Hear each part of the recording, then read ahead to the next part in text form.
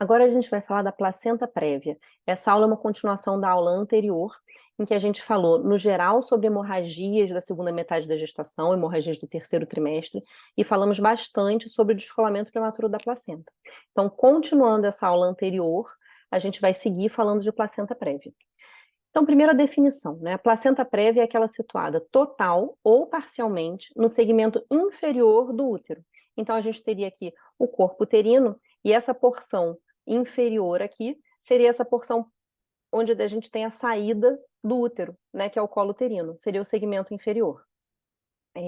Quando a placenta se implanta nessa região, a gente diz que ela é prévia. A placenta ela tem uma tendência a se implantar mais predominantemente no fundo do útero. Por que no fundo do útero? Porque o fundo do útero é o lugar com melhor vascularização. Então, é o lugar com melhor aporte de nutrientes. Então, é uma tendência da placenta se implantar no fundo ou parcialmente no fundo, né? Você pode ter uma placenta posterior fúndica, anterior fúndica, lateral fúndica, tá? É a tendência maior da implantação da placenta. A incidência da placenta prévia no termo, e por que no termo? A gente vai ver que a incidência varia ao longo da gestação. Então, o termo vai de 37 semanas a 41 semanas e 6 dias. No termo, a incidência é de 0,5% a 1%, e é 2% antes. Tem 4 a 8% de recorrência da placenta prévia, tá? E qual a hipótese? Lembra que eu falei que a placenta tende a se implantar no fundo do útero?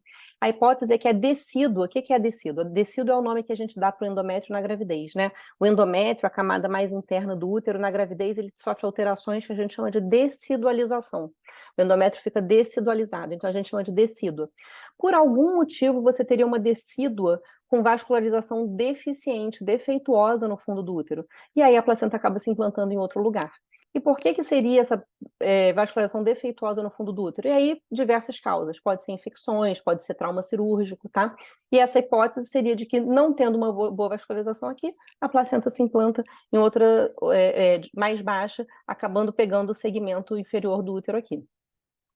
Então, quando a gente fala de placenta prévia, né, a gente classifica, de um modo geral, como placenta prévia e placenta baixa, tá? A placenta prévia é aquela que recobre o colo do útero. Ela recobre aqui, na verdade, a gente tem o colo, tem o orifício interno do colo, o orifício externo do colo, né? O colo é um cilindro.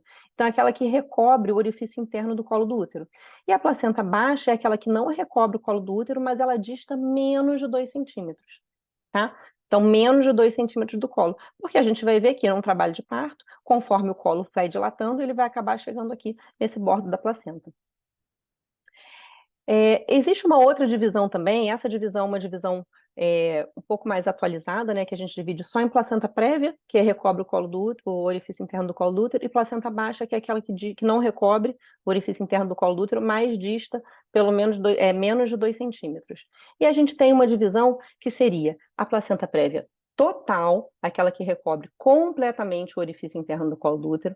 A placenta prévia marginal é aquela que não recobre completamente, mas margeia, tá?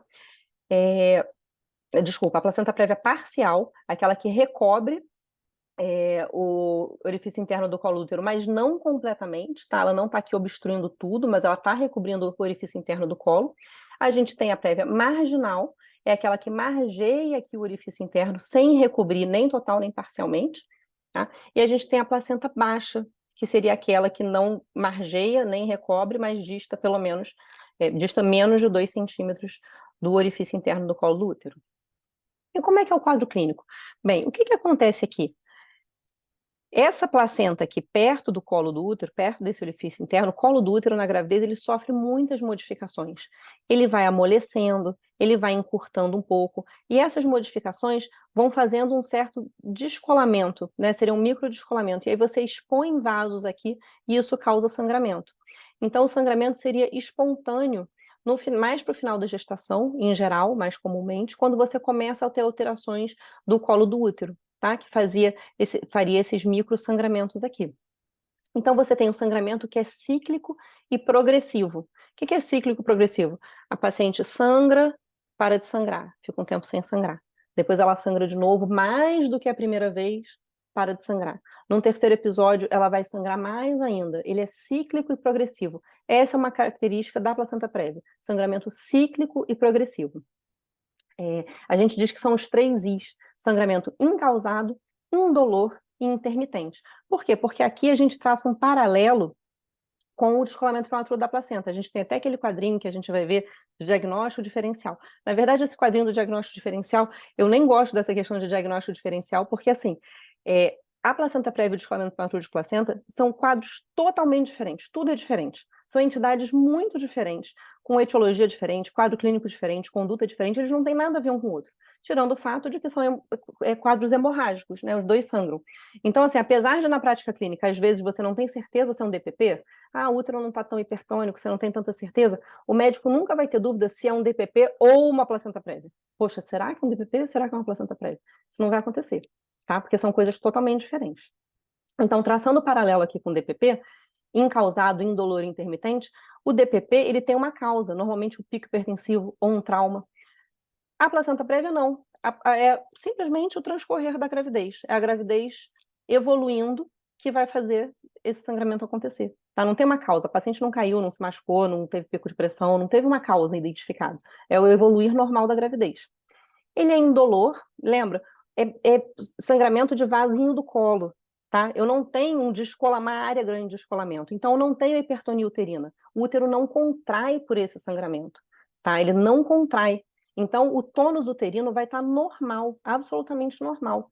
Então, se o tônus uterino está normal, ela não contrai, ela não tem dor. É totalmente indolor. Essa paciente da placenta prévia, ela não sente dor. E ele é intermitente. Ao passo que o DPP, ele é um quadro agudo, a paciente, de repente, começa a sentir dor, sangra e você vai ter que resolver. Aqui não, ele sangra, para, sangra, para, sangra, para. É intermitente. Tá?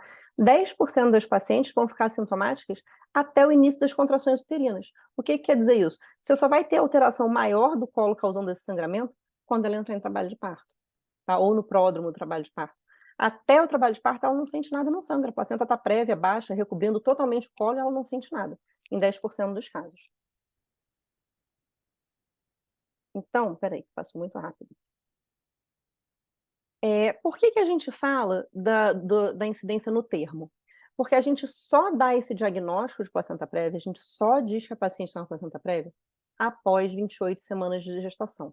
Por que após 28 semanas de gestação? Porque até esse momento, 28 semanas de gestação, é justamente o terceiro trimestre, tá? É o marco de início do terceiro trimestre. No terceiro trimestre, a placenta já tende a ficar mais ou menos no mesmo lugar. Mas até 28 semanas existe um fenômeno chamado migração placentária. O que é o fenômeno de migração placentária? É claro, gente, que a placenta não anda, tá? Nenhuma placenta anda, isso não acontece. O fenômeno de migração placentária é que a placenta tende a subir. Como é que ela sobe, já que ela não anda? Ela sobe por dois fenômenos básicos. Um aqui, você tem um útero pequenininho com uma placenta aqui embaixo. Quando esse útero cresce, essa fibra uterina, a própria fibra uterina está subindo e ela leva a placenta com ela. Tá? Então, o útero que está assim, ele vai crescer assim e vai levar uma placenta que estava baixa para cima. Tá? A placenta vai subir junto com o útero que está subindo. Esse é o primeiro fator. O outro fator é que a placenta ela tende a ter um crescimento assimétrico. Lembra que eu falei que o fundo do útero é o lugar mais vascularizado, com mais nutrientes? A placenta tende a buscar o fundo do útero. Então, a placenta que está aqui, ela não vai crescer igualmente assim quando ela cresce. Ela vai tender a crescer assim, mais em direção ao fundo do útero. Tá? E com isso a gente tem o fenômeno de migração placentária. Então, quando você diz no começo da gestação que você tem uma placenta baixa, apenas 10% das placentas que estão prévias antes de 20 semanas persistem prévias até o parto. Tá? Então, esse negócio de dizer que eu tenho uma placenta... fiz uma ultra do morfológico de primeiro trimestre, aquele da translucência nucal, com 11 a 13 semanas e 6 dias. Fiz uma ultra do morfológico do primeiro trimestre, e a placenta estava baixa. Gente, isso não quer dizer nada para o obstetra. Nada. Porque 90% dessas placentas, quando chegar ao termo, já vão estar lá no alto. Tá? Pelo fenômeno de migração placentária. Então, não adianta dizer assim, eu estou com 3 meses e minha placenta está baixa. Isso a gente só observa. A gente só diz que tem uma placenta prévia após 28 semanas de gestação. Esse é um ponto importante, tá? Inclusive para a questão de prova, a gente saber que é um diagnóstico que ocorre após 28 semanas de gestação. Então, como é que é feito o diagnóstico? Né? Como é que a gente faz o diagnóstico? Vamos lembrar que o diagnóstico do DPP, ele era clínico, eu vi a hipertonia uterina, normalmente com sangramento, e eu dei o diagnóstico de DPP. Aqui não, aqui a questão, lembra que a paciente está ótima, não sente nada, não tem nada, só sangra? Qual é a característica da placenta prévia? É o local que ela está implantada. Não é por isso que ela tem esse nome, placenta prévia? Por causa do local em que ela está implantada? Então, como é que eu dou o diagnóstico? Vendo o local em que ela está implantada. Como é que eu vejo? Por exame de imagem. Então, eu só sei que eu posso suspeitar de uma placenta prévia pelo quadro clínico. A paciente que chega e me conta que sangrou, parou, sangrou, parou, sangrou, parou, eu posso suspeitar. Mas eu só sei que é uma placenta prévia se eu olhar a placenta implantada no segmento inferior do útero. E eu só olho com a imagem, tá? Então, normalmente, ultrassonografia. Hoje em dia, raramente essas pacientes vão rolando, rolando, rolando, sem você saber que é uma placenta prévia. Porque a gente faz muito ultrassom. Paciente faz ultrassom, aí tem a clínica na esquina da casa dela, ela faz ultrassom toda semana. Então a gente já sabe de antemão que essas placentas são prévias. A gente já está acompanhando a placenta que era baixa com 12 semanas, para ver se ela sobe ou não sobe. Tá, mas às vezes a gente chega com um caso, paciente que não fez pré-natal, chega com 35 semanas sangrando. Como é que eu vou saber? Eu tenho que olhar. Tá? Eu tenho que fazer imagem, normalmente ultrassom ou ressonância, mas ultrassom é o nosso racional, né? É o mais simples. Agora, eu tenho suspeita pela história e pelo quadro clínico. Se eu suspeito pela história e pelo quadro clínico, eu nunca faço toque vaginal nessa paciente, porque o toque vaginal pode causar um descolamento maior ali dessa placenta, tá? E pode aumentar o quadro hemorrágico, pode fazer a paciente sangrar muito. Então, quando eu suspeito pela história, eu posso até passar um espéculo para ter certeza que o sangramento vem de dentro do útero, né? Porque às vezes é um sangramento de uma laceração vaginal ou de uma lesão no colo do útero, eu passo o espéculo e vejo que vem de dentro do colo do útero, mas eu não toco essa paciente, tá? E as complicações maternas? Aqui a complicação é hemorragia. Aí eu botei essa imagem assim desse sangue, ó, porque essa paciente sangra. A complicação dela é que ela sangra. Lembra que o DPP tinha complicação? Tinha complicação de coagulopatia de consumo, de útero de Cuvellar, mas o problema da mulher, a priori, não era sangrar muito. Ela sangraria muito, secundariamente, é uma coagulopatia de consumo, mas ela não sangra muito de cara, ela não abre o quadro sangrando muito. Aqui não, a paciente sangra muito. Ela sangra quando? Anteparto, intraparto e pós-parto. Ela sangra o tempo inteiro. Tá? Ela sangra antes do bebê nascer. No momento que você está fazendo a cesariana dela, ela sangra muito e ela sangra no pós-parto. Porque esse mecanismo de miotamponagem, ele não é tão eficaz para o segmento inferior do útero. Tá? Porque o útero, ele tá, essa bola, assim, quando ele contrai assim. Então, ele vai tamponar o que está no fundo, principalmente. O miométrio do fundo é que contrai mais. O do segmento não contrai tanto. Então, a miotamponagem não é tão eficaz no segmento inferior do útero. No segmento inferior, eu não tenho essa contração de fibra tão adequada. Então, essa paciente está sangrando antes, ela vai sangrar quando eu tiro a placenta dela e ela vai sangrar no pós-parto. Então, é indispensável que, se eu tenho esse diagnóstico, eu leve essa paciente para a unidade com recurso. Tá? No DPP também. No DPP, eu também devo levar essa paciente para a unidade com recurso. Preferencialmente, uma coisa que eu não falei na aula de DPP, já dosar fator de coagulação dela para já repor. É porque é tudo muito rápido no DPP, né? O DPP é uma emergência muito rápida. Você não tem tempo de tirar sangue, mandar para o laboratório, ver o fator de coagulação, pedir no banco de sangue para repor. Mas se você tem tempo disso, é isso que você tem que fazer, repor fator de coagulação. Aqui não, eu tenho que estar numa unidade secundária para ter recurso, sangue, CTI, tá? Eu preciso de uma unidade com recursos. Então, de medidas gerais, eu preciso internar essa paciente em todo episódio de sangramento. Ah, mas ela está com 30 semanas e sangrou pouquinho. Eu não sei se ela vai continuar sangrando pouquinho. Eu interno pelo menos até esse episódio se resolver, mesmo que eu não vá interromper a gestação. Eu interno, espero ela ficar 24 a 48 horas sem sangrar antes de dar alta de novo. E eu posso dar alta para Natal, tá? Se ela parar de sangrar. Mas em todo episódio, eu interno e se eu der alta, eu oriento ela a, se sangrar de novo, voltar para internar de novo, tá? Sempre confirmar a idade gestacional, tudo em obstetrícia é calcado na idade gestacional. A idade gestacional faz... Se eu tenho uma paciente com 27 semanas, eu ajo de um jeito. Se eu tenho uma paciente com 28 semanas, eu ajo de outro. Se eu tenho com 31 semanas, é de um jeito, de 32 é de outro. 33 é de um jeito, 34 é de outro. Então, tudo eu tenho que calcar bem na idade gestacional. Tá? Eu tenho que ter a idade gestacional bem datada, bem calculada sempre. Estabilidade hemodinâmica, lembrar que essa paciente sangra muito. Fazer tocólise, poderia fazer, porque a contração piora o quadro hemorrágico, mas essa paciente não está contraindo. Se ela contrair, eu posso fazer. Mas se ela contrair, normalmente, eu vou terminar interrompendo essa gestação. Tá? Mas enquanto eu não interrompo, eu posso fazer tocólise nela sim, tá? Porque a contração piora o quadro hemorrágico dela. E tipagem sanguínea e fator RH, assim como no DPP, mas aqui é mais importante, porque aqui, na grande maioria das vezes, eu não vou interromper de cara o quadro. Às vezes a paciente está muito prematura, parou de sangrar, mas ela teve uma síndrome hemorrágica na gestação. Lembra, se ela é RH negativo, risco de incompatibilidade e risco de isoimunização materna. Então, se ela sangrou na gravidez, eu não tenho aqui como esperar o bebê nascer para ver se o bebê também é negativo, eu já vou fazer imunoglobulina de cara, para prevenir isoimunização. Tá? Então, eu tenho que ter a tipagem sanguínea e fator RH dessa mãe. E a conduta? Se ela tiver menos de 34 semanas, a paciente sangrou, qualquer episódio de sangramento com menos de 34 semanas, eu vou fazer corticoide nessa mãe. Por que eu vou fazer corticoide? Vocês vão ver na aula de prematuridade que a corticoterapia, para amadurecer o pulmão do bebê, ela demanda 48 horas.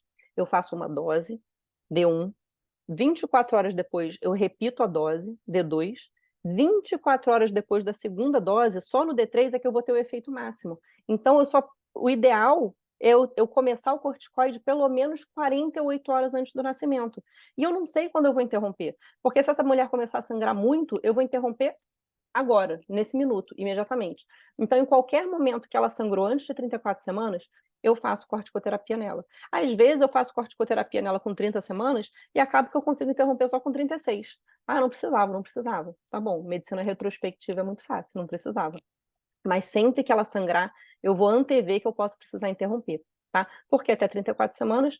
Porque a partir de 34 semanas eu já considero que há maturação pulmonar fetal adequada e eu não preciso mais de corticoide, tá? Monitorar mãe e bebê, então ter ultrassom, castocografia, para ver o bebê e monitorar a mãe, sinais vitais. E eu dou alta se ela tiver 48 horas sem sangramento, sempre com orientação de voltar de novo, tá? E se ela sangrar com mais de 34 semanas?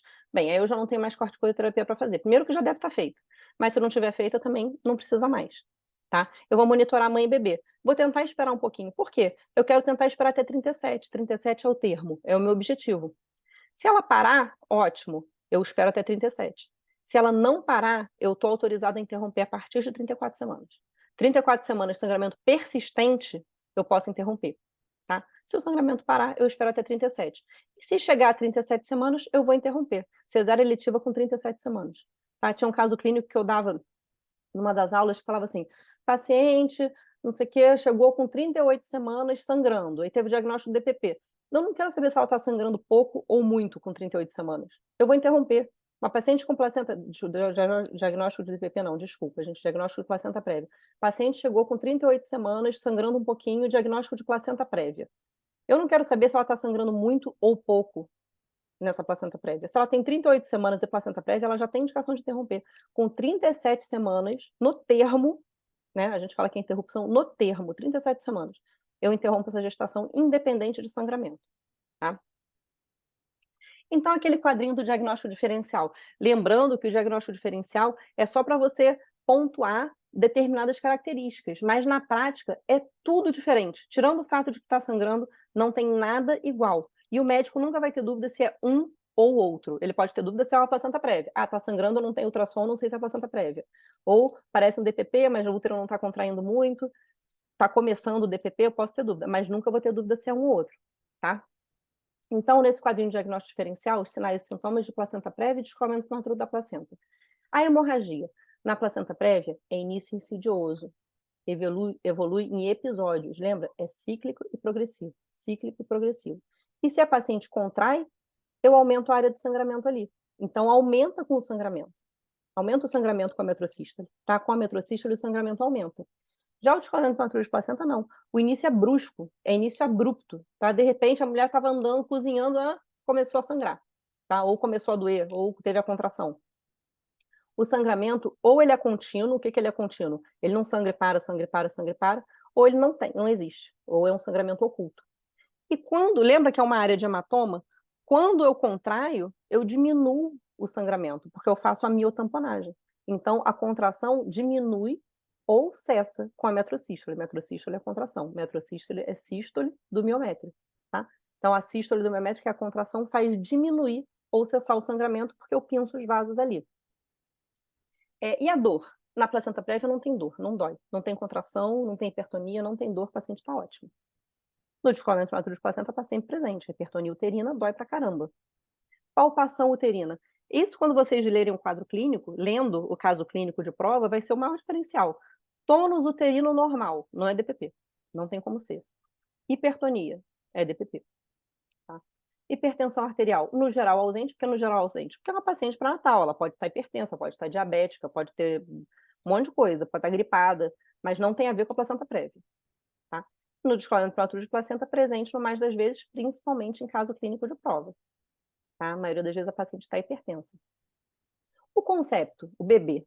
Na placenta prévia ele está bem, o bebê não está sangrando, o bebê não está sofrendo, o bebê não está diminuindo aporte de oxigênio para ele, o bebê está ótimo, ele está vivo e saudável. Ele até pode, num segundo momento, se a paciente tiver uma hemorragia vultuosa, instabilidade hemodinâmica da mãe, o bebê pode entrar em sofrimento. Porque aí a mãe está chocada, com 5/2 de PA, e o bebê vai sofrer. Claro que o bebê vai sofrer se a mãe estiver chocada. Mas pela placenta prévia, não. Tá? Ele está vivo e está saudável. No DPP, a vitalidade está comprometida, ou seja, esse bebê está em sofrimento, tá? Normalmente ele está bradicárdio, ou ele já morreu. Eu tenho sofrimento fetal ou óbito fetal. E a ultrassonografia? Na placenta prévia, fecha o diagnóstico.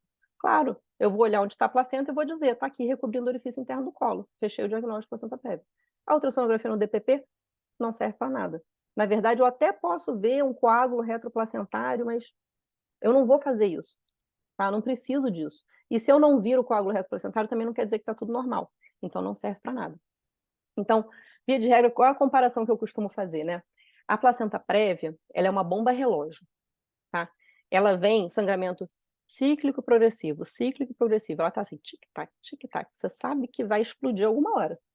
E o que, que você quer? Ganhar tempo para ver se ela não explode e você opera com 37 semanas. Porque ela está tic-tac, tic-tac. Ela pode explodir com 30, pode explodir com 34.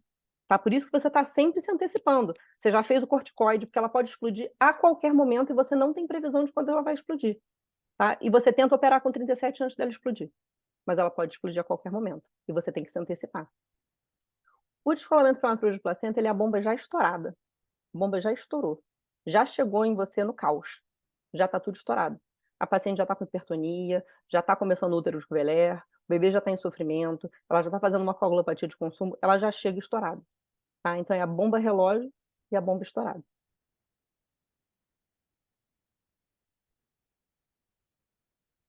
Então foi isso. Se vocês tiverem dúvida, vocês podem me contactar e vamos complementar depois com uma aula de fase prévia e rotura de seio marginal, que são acometimentos que não são muito importantes, mas que podem eventualmente aparecer.